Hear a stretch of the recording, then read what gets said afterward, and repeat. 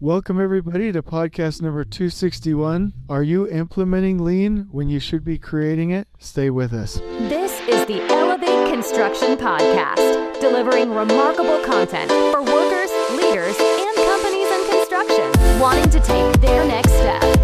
Get ready to step out of your comfort zone with Jason Schroeder as he encourages you to do better, live a remarkable life, and expect more.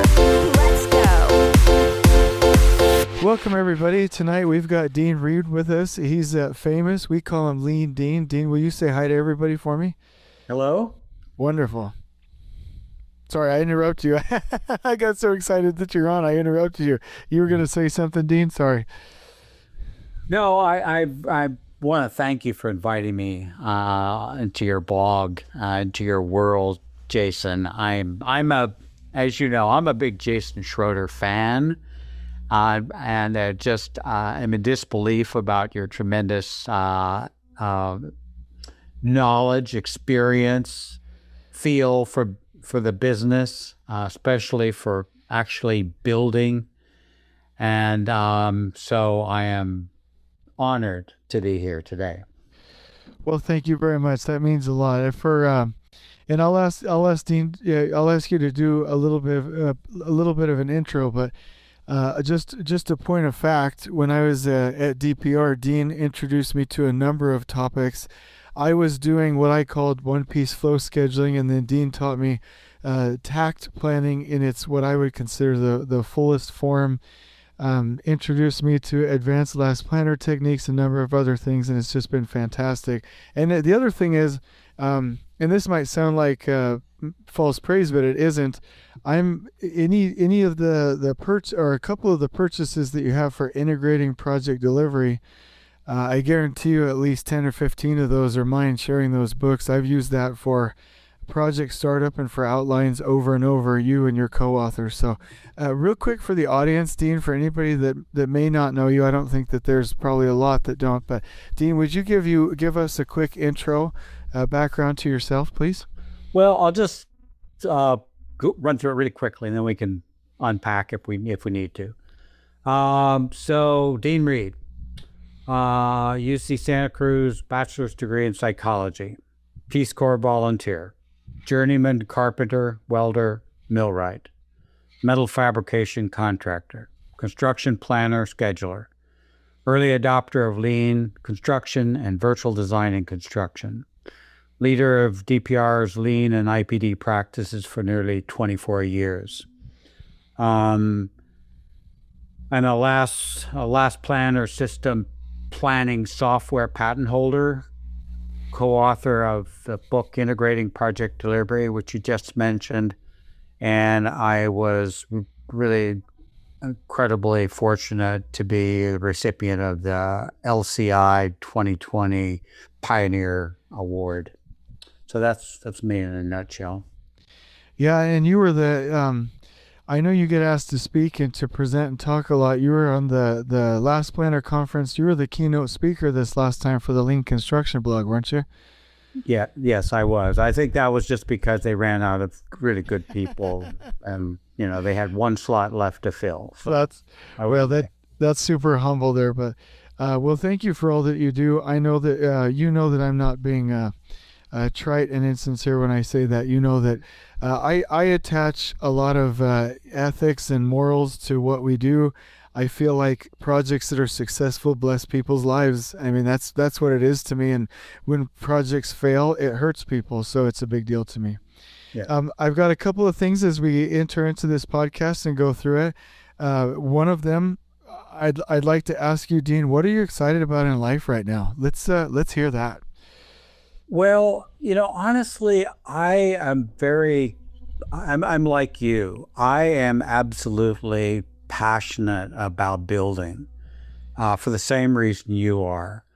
I think it's an incredible opportunity that we've had to be part of building the physical world that people live in, work in, enjoy sports in, not that I don't appreciate nature, but nature is there for us, and I think we have to just learn to honor nature and nurture nature.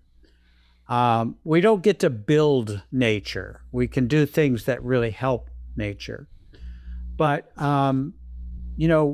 we are the only species that we know of in the whole entire universe that can actually build our environment, create it. And that's just an incredible experience. And I want us to be better at it. That's I think why I'm here on this earth, honestly, Jason. So I think we're very similar in that way, and I think that's maybe why we get along pretty well and appreciate what each of us does.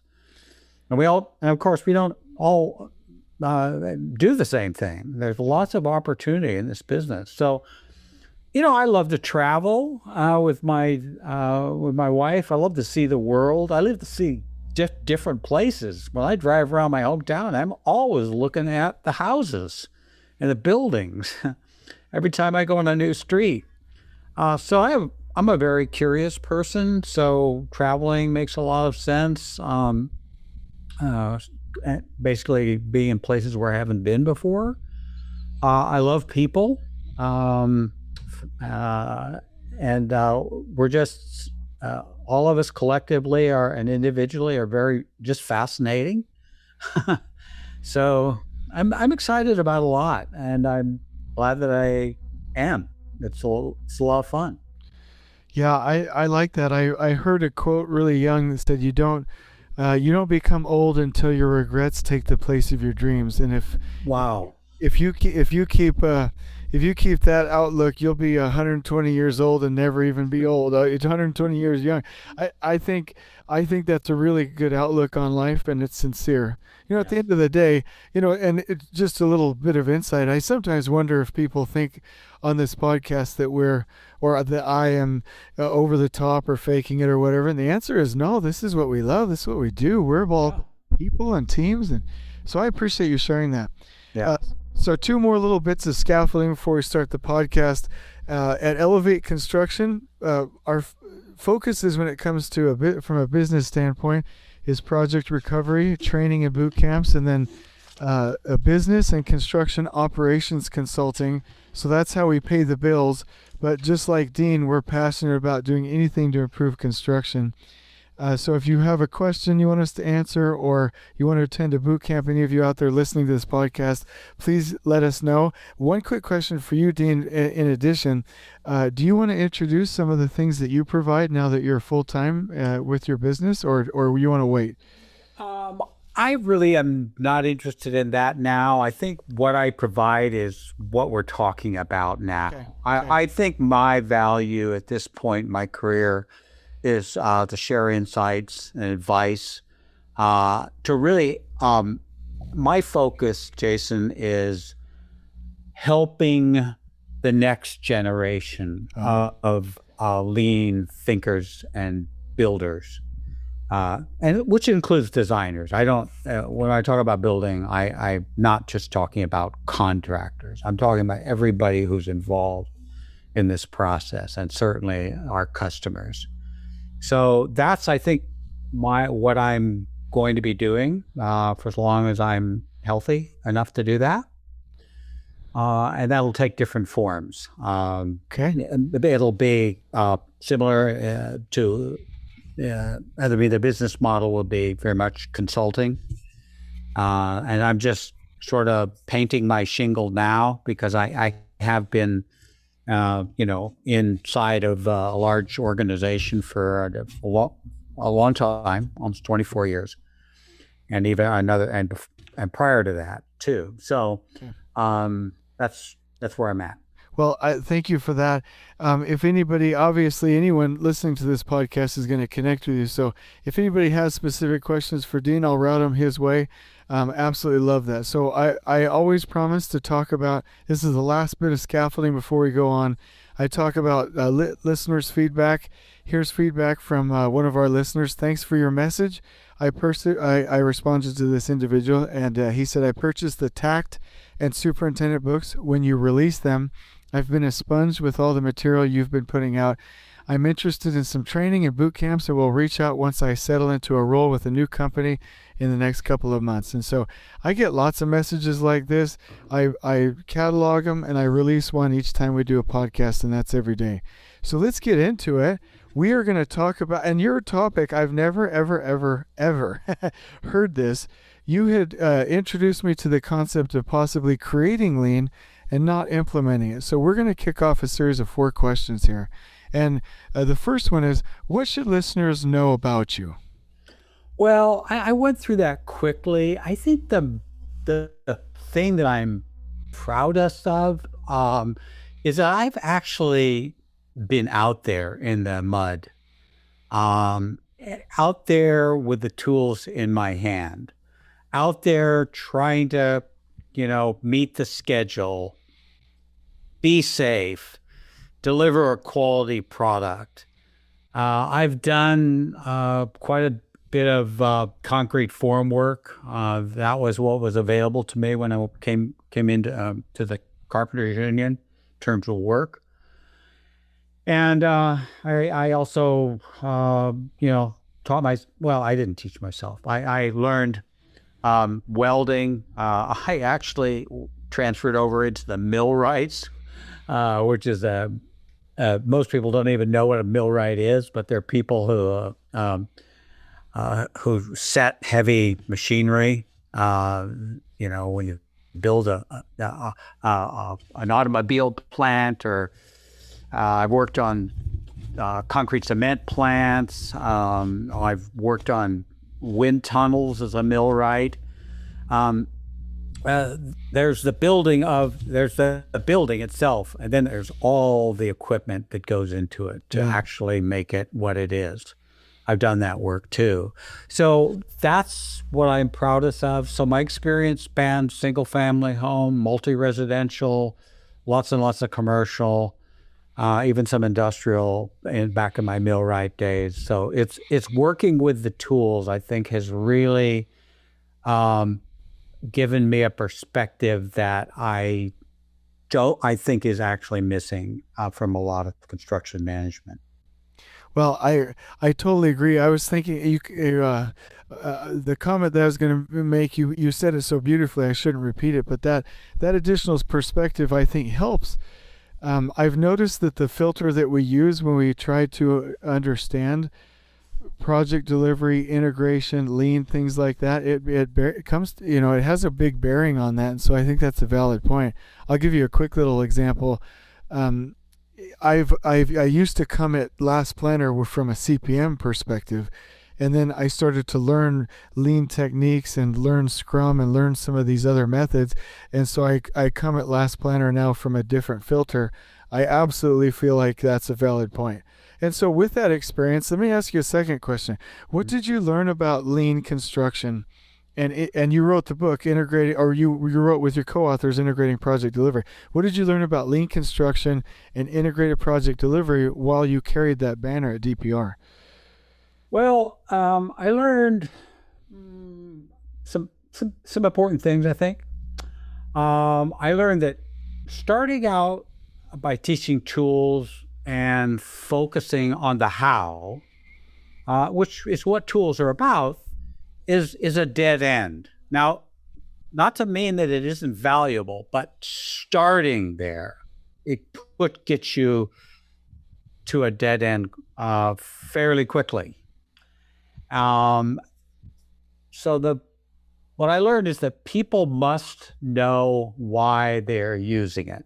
They don't have to write a book, but in their mind, they have to know why they're using this tool. Think about that. Just think about any experience you've had working with tools. You really have to know what this tool is good for and how to use that tool, yes. But why are you using that tool? So I learned that. And I learned that, I guess, the hard way, because sort of when we started out in lean construction, I was an early adopter on the bleeding edge back in 1997. We only really had a tool, the last planner. We didn't understand all that went into creating that. Glenn Ballard and Greg Howell were working from the late 1970s all the way through the 80s into the 90s. Last planner wasn't really described. It emerged. I mean, it emerged and was described in 1993, and many of us were not paying attention at that time. But it had a long history before that, and so we didn't know that. We just focused on the tools and started teaching tools. Okay. So I've also learned that lean construction, BIM, building information modeling, and IPD work. They are really awesome. Yeah. Okay, they work. Proven fact. We've got some statistics in our book about that, and more are coming out all the time. But projects where people have done that really are more successful. I've experienced it directly. Yeah. Okay, so these things together are almost guaranteed. If you use them seriously, you will get better outcomes. If you use them individually, if you say, I'm just focusing on BIM, the project will be better. If you can't really focus on IPD without BIM, yeah. And if you try to do it without lean thinking, you won't go very far. So you really have 3 hills to climb. I think you really have to start with lean thinking. It's a mindset. It's a view of the world. BIM is a tool. It's a method. It's a technology. Tremendously powerful, and IPD is a whole approach to working together, partnering, sharing the risk and reward. So, and I've learned that managers and craft workers, the whole spectrum, young and old, particularly young, can learn and use the tools, the methods, the technologies. There's nobody who can't learn this. I've learned that the greater the high-level support in the organization, the more can be done. That young people by themselves can't make much difference on their own. Okay. They can improve their own. They can improve within their span of control, and their life can be better. So I encourage everyone, even if they're all alone, to go after this, to listen, to tune into your blog. This blog is an amazing resource, just because of your own reflections. Forget people like me, just Jason Schroeder. So I encourage. There's no reason not to do it. As far as if you ask me, okay, how about you were there at DPR, did you make it into a lean organization? I would say that's not a good question, because lean is created locally each time out. It's like if you played sports, any sport, when you went into the gym, you went out onto the diamond, you went out on the football or soccer field, or if you were if you were a musician, every concert, every performance required that you bring your best to it, and that you had to play together with your other teammates. You couldn't play these games by yourself. So the idea that DPR or any organization is lean or is not, that's just really not a very good, It's not a very good way of thinking. It's not a good question. So, if you said, "Hey, Dean, really?" I would say, look, for starters, the Toyota production system was not designed.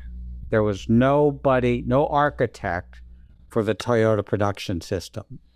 Now, there were some very important and key people who played big roles. Yes. But did they design it? No. It emerged within Toyota and was only described after they'd been working on it for more than 25 years. Okay. Well, Okay, 25 years. Think about it. yeah. Now, we're approaching that in lean construction, but we're talking about inside one organization. Okay. So I can say this, the people in the Phoenix office, where you actually worked in that office, even though I know you spent a lot of time in Tucson, Jason, Yep. when you worked for DPR, Yep. have created a strong lean construction culture. Yeah. I believe that. I would agree with that.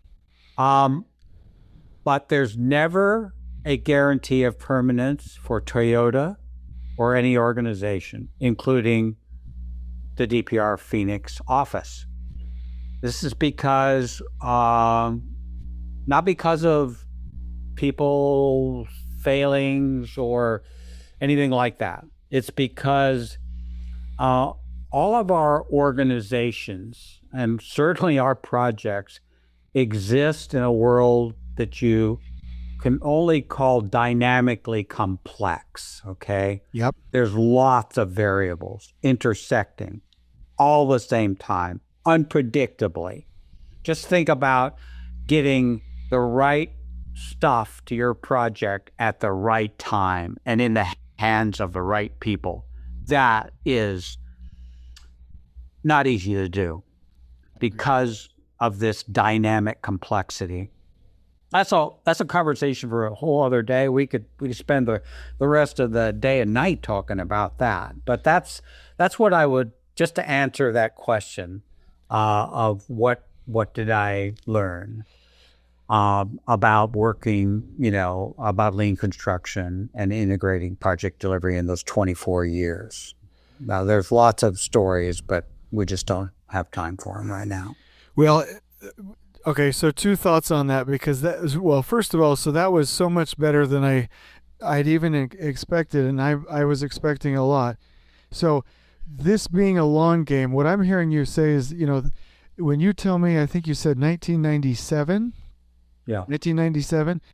You were in it, and the last planner, it started to emerge in 93. Now we're in 2021, right? And so this takes time. I do hear of a lot of, and I'm sure you do too, Dean, there's a lot of companies out there that, hey, I want to be a lean company. I want to roll this out in 6 months. This is a long game is what I'm hearing you say. Yes. And that it's very dependent on the aptitude, the hunger, the drive, and the willingness to be open and learn concepts, not tools, by the local people on the project. So I think those were really good reflections. And so that leads me to another kind of a question. Since this is a long game, right? And since lean is something earned, and it's something that develops, and it's something that we really have to be focused on, what advice do you give, or would you have to give for top level managers of construction companies? You made a comment, let me just go back for a minute, is that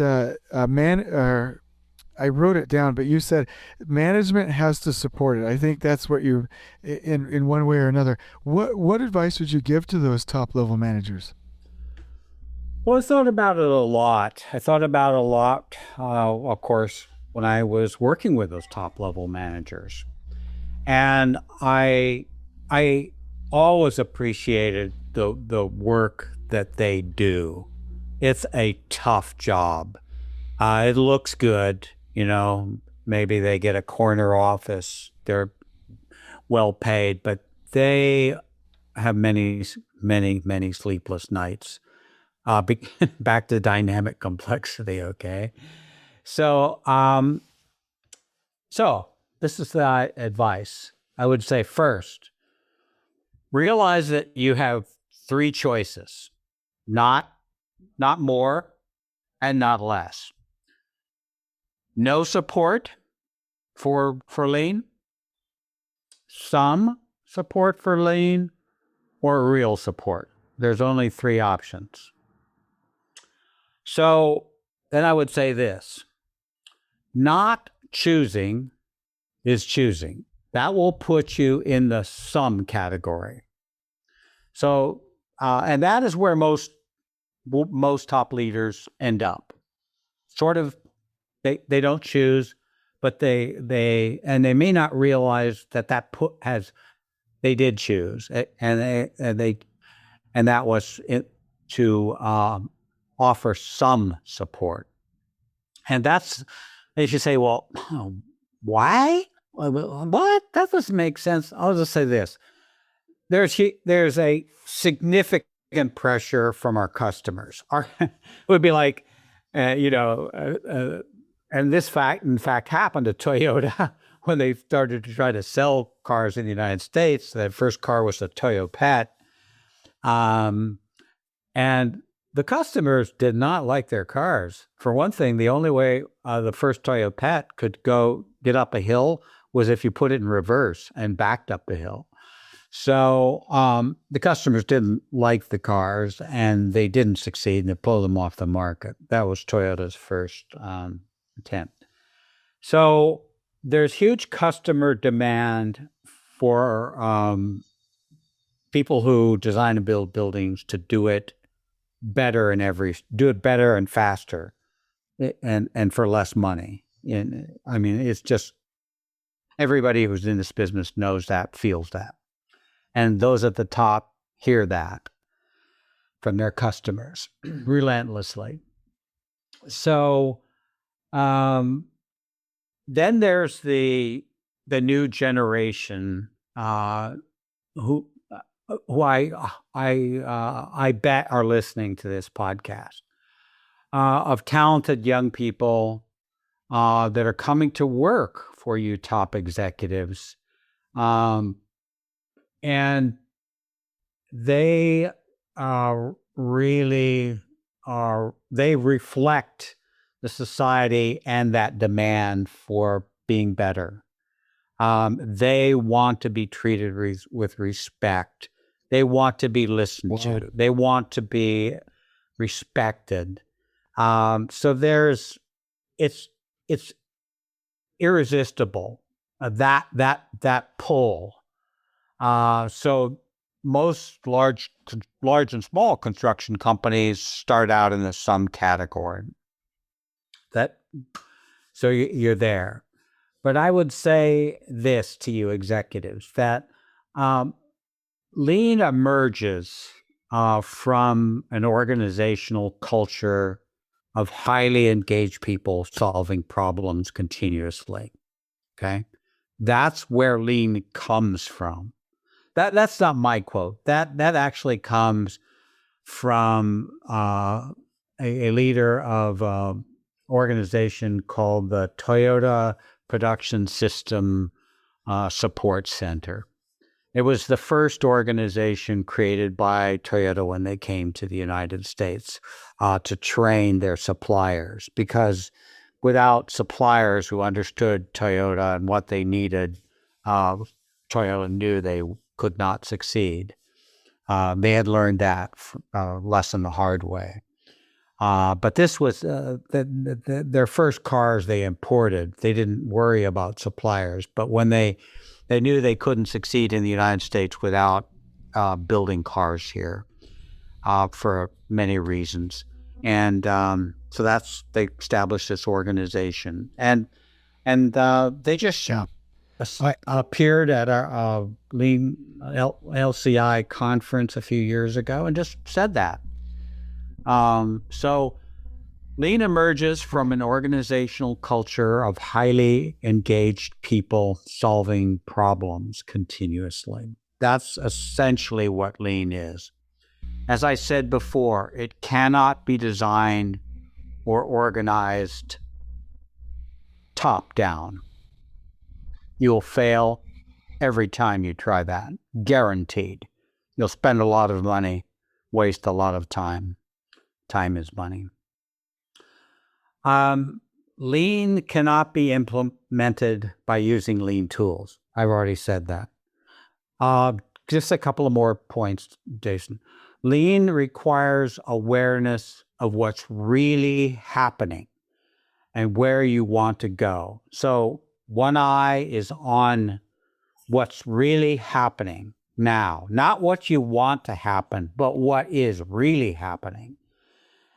And the other eye is on where you want to go.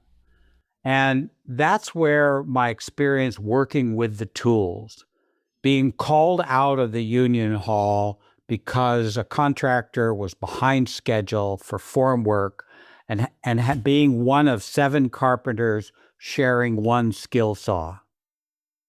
That is what we're talking about. That's what was really happening too many times. That we would get called out of the union hall to help, bring a project back online that wouldn't be prepared for us. So last point is that lean tools, the methods, the processes, the technology are necessary, but they're not sufficient. Okay. So I know you wanted to say something. I just want to finish those points. I have a few more that I can make, or we can move on. No, I would love for you to make them. I just, when you made the point that lean is an outcome of a culture of highly engaged people, that anchored me back to the podcast title, Creating Lean, Not Implementing It. What I just heard, and please correct me if I'm wrong, is that if you have a culture of not highly, and cultures get stagnant, right? Companies get stagnant, they get bureaucratic, right? And that goes for anybody. So I think the assumption is, okay, even if my organization stops solving problems, my organization has low engagement, we're on a decline from what Jim Collins, talks about, how the mighty fall, from that hubris, right? And that complacency, that our lean tools are still going to save us somehow. And the answer I'm hearing from you is no. That lean is an outcome of that high engagement. And so first of all, I just want to say thank you for anchoring us back to the title. And that really kind of sums it up. Please tell me your other points, but I wanted to say this one thing. This is a timely podcast. I started working with a company out here in Illinois, O'Shea Builders. I think they're, I won't tell you what, I don't even know if I should say their total revenue, but they're a great company. I'm walking around, Dean, and their projects are clean, safe, organized. They've implemented Last Planner beautifully. I go around and I see visuals that have aligned the Takt plan with the Last Planner system. Very simple. They have flow. And I'm looking at it and saying, here I am, Jason, touring this project. And I asked the vice president, I said, why'd you call me out here? You don't seem to have, some overarching problem or thing that you're attempting to fix. What's going on? And he said, well, we're constantly competing with ourselves, and we want to get better for the sake of being better and being all we can be for our customers. And what you just said resonates. That's what makes them great. That's why they're there. They have a lot of highly engaged people right now that want to be better, want to solve problems, and even if they don't have all the tools, I don't dare, maybe I shouldn't say lean culture, maybe I should, but they at least have a culture that is ready for the concepts. And I am glad you pieced that together in my mind, because it was one of the first times where, without any history with it, I saw a company striving for excellence that way without without a lot of outside input. And I just thought that was fantastic. And so if anybody's listening, I hope you got the same thing that I just got from Dean, is that we need to focus. And that's why I love Patrick Lencioni. I don't know if you feel the same way, Dean. No, I'm a big fan. So I even joined his Kappa Pro program. He provides tools on engagement, how to organize the culture. I mean, I just have a higher vision of where we need to go. So, Dean, I'm sorry for the interruption. What were a couple of the other things you wanted to cover? Well, I'm still talking to the construction executives, the one in the really tough spot. And I should say that you have to go beyond some. That won't get you anywhere. And now we're talking about real support here. you can give real support when you abandon the idea that lean can be pushed, that you can push lean down into the organization, but because you're a vice president, that it can be designed, that all you have to do is implement the last planner, full planning, target value design, and in other words, grab that lean construction toolbox and one after another deploy these tools and coach them. I'm saying, sorry, that is not going to work. You will fail at that. That's not the way it happens. And your customer, Jason, they understand that, and that is not that common, honestly. I agree. I told them that too.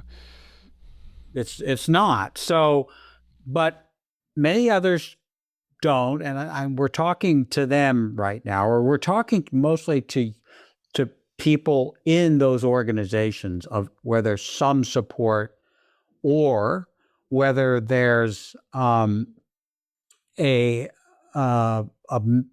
mistaken idea that lean is a set of tools that just need to be deployed one after another, without doing the work that Patrick Lencioni teaches about engaging people and creating organizations where people have enough trust in each other that they can disagree, that they can even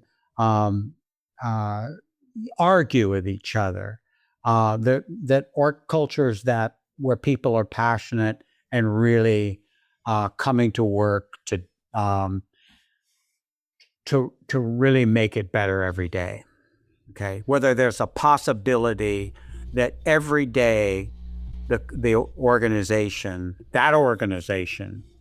will be better than it was the day before. It doesn't have to be.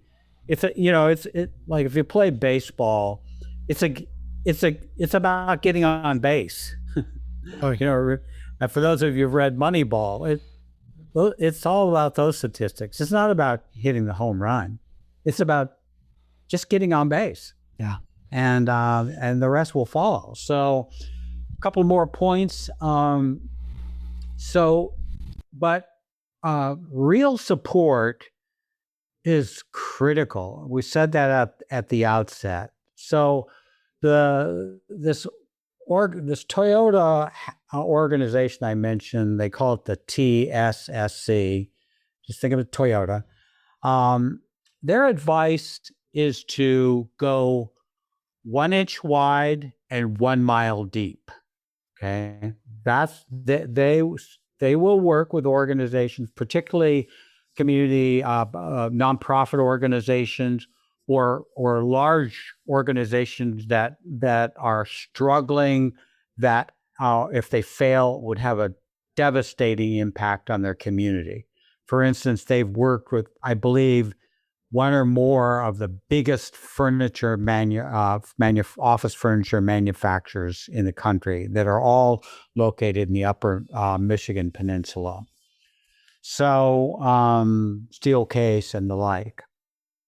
So but they do it only on the condition, with the understanding that we are going to go 1 inch wide. We're not going to try to transform your whole organization, but we're going to go very deep with one big problem.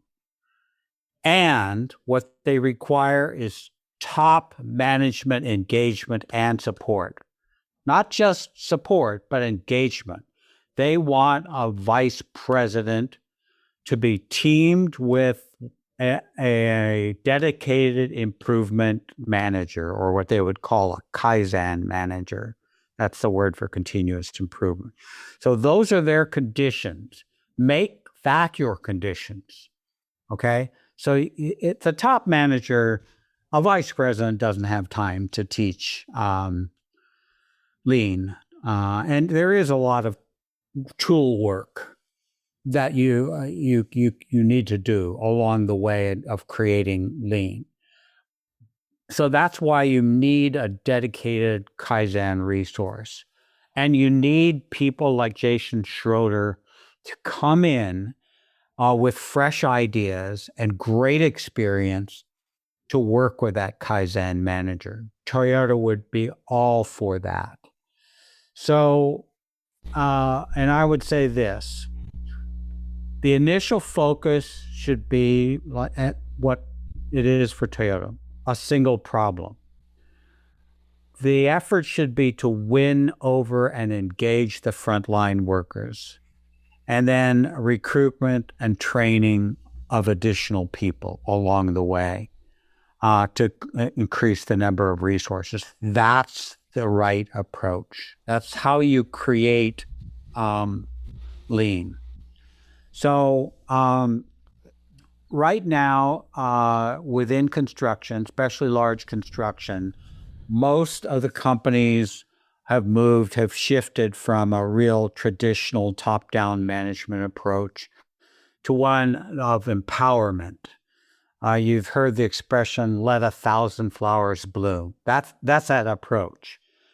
And, but I'll say this, that is not what we're talking about here. That's because frontline people need to know they're safe to speak honestly about how things really get done. So it's not just a sort of marketplace of ideas for the managers and tolerance of different approaches to management. That's not what lean is about. That's not what I'm talking about.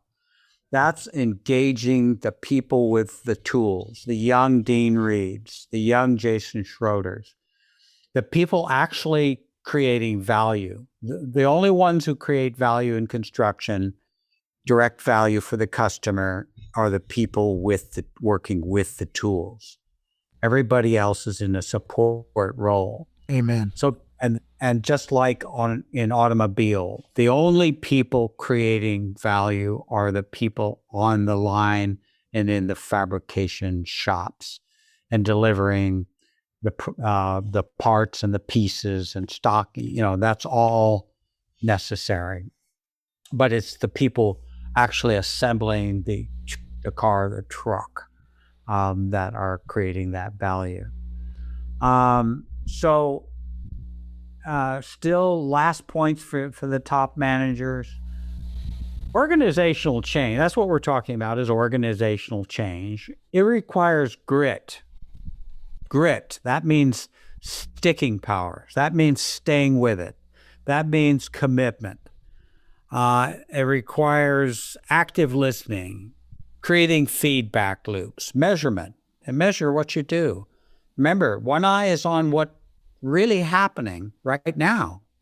And a lot of that is not what you necessarily want to hear, but you have to hear it, especially the top level managers. The other eye is on the future. Those two things require true leadership. So you start with making things better for the people producing the product, day after day after day. That's called continuous improvement. This is how you affect the culture of your organization.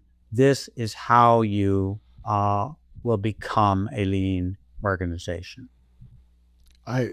There was so much value in there. I really appreciate that. One little thing I was going to say, which I'll try to do this justice, but I used to think, and everyone has their own definition of lean, and what you've taught us today is it's definitely not tools, and it's probably not our simple definitions.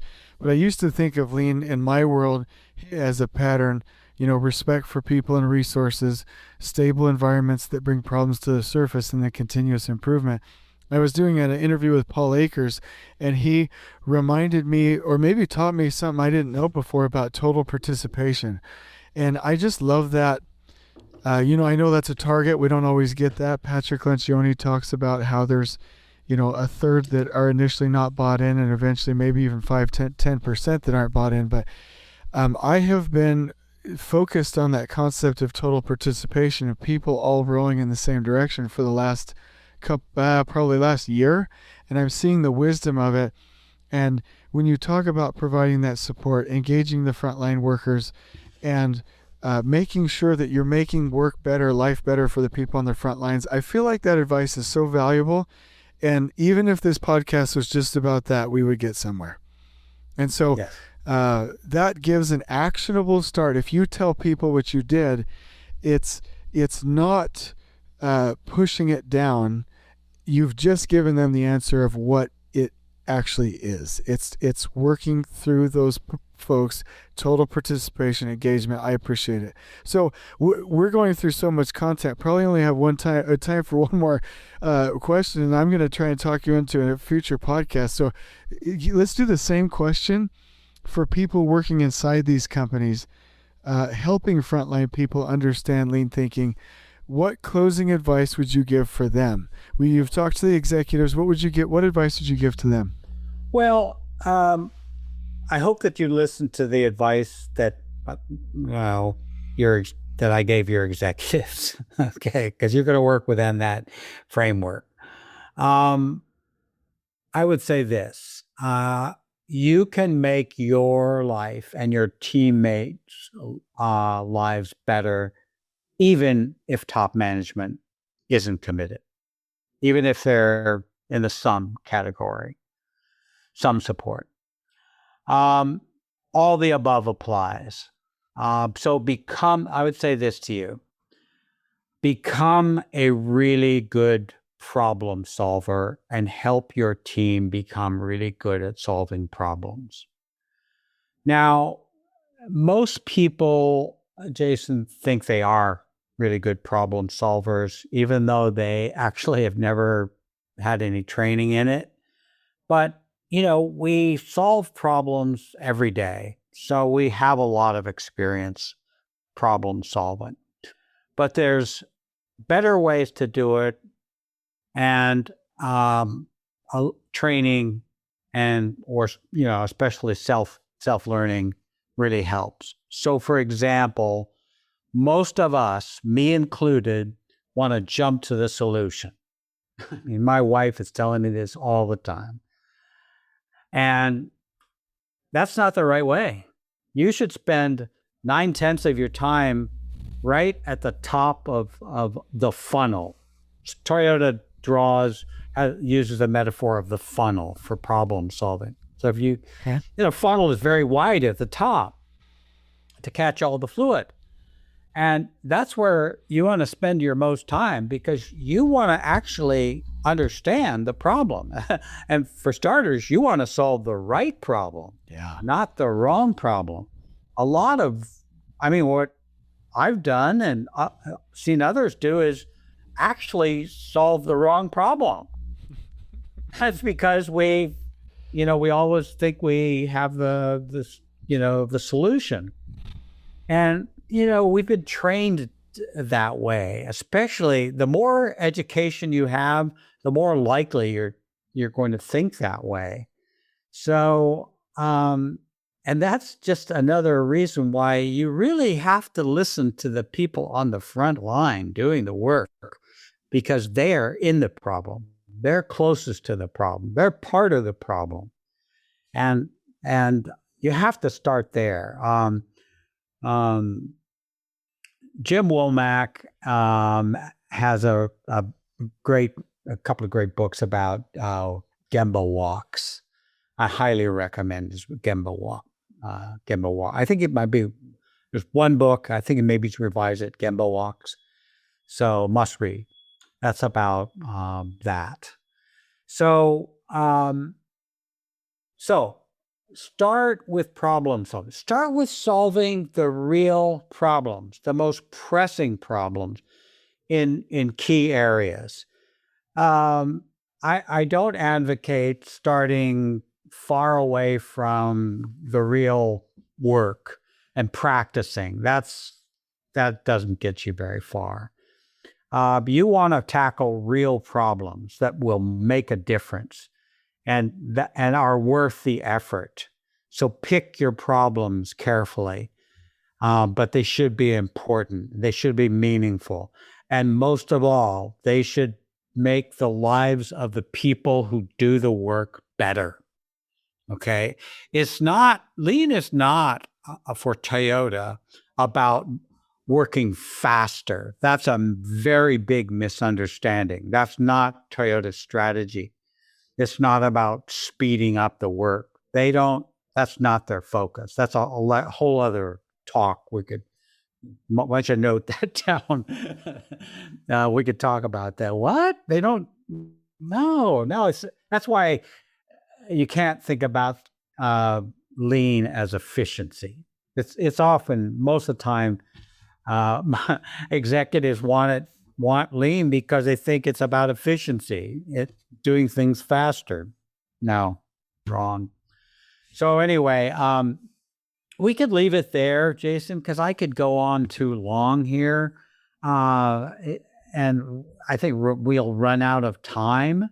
So it might be a good place just to call it, even though I have a lot more to say on this. It deserves a lot more conversation. I don't know, but that's no, that's perfect. The only thing I'd like to ask you, I'm assuming that Toyota does it out of respect for people. Maybe you're going to answer that question next time. But I really appreciate that perspective, that it's not about efficiency. If somebody was doing it for that reasons, I doubt they would get the same results. Yeah. So yes, I think that, or yes, it is about respect for people. I think that's for Toyota. We are all trained to, have a different way of thinking than Eastern thinkers, and I think we have concepts for things that come naturally to Eastern thinkers because they have a more holistic view of the world. So for Toyota, it's not even a question, respect for people. It's not even, it's not, they don't talk about, they don't know how to answer the questions that they've been asked by so many people about what they do, because they don't even have to think about it. Got it. That's what respect for people is for them. Okay. Well, I think that's a perfect place to start or to stop. Start. This podcast is going to help you start your lean journey if you're listening. And I think that's a good challenge. I'll say this in closing, Dean, if you'll allow me a minute. Sure. I was on a podcast with Paul Akers and had a fun time with him. And we came up with this concept of lean heaven. And I caught it again, this vision in talking to you, that, you're excited about improvement and watching buildings and how people build and making the build environment better. I know that's cliche, but, you're excited about these things. And if you ever stopped doing that, maybe you wouldn't be miserable, but you wouldn't be fulfilling your purpose, right? And so, I'm looking at a person like you and your journey of continuous improvement and making the lives of people better is kind of like your heaven on earth.